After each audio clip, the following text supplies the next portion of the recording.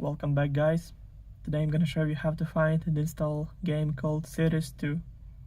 So first thing first, open App Store, click on the blue icon right here on your home screen. Then make sure that you log in on your Apple ID account. Then click on the search button right here, and in the search bar typing Cytus 2 and go search right here.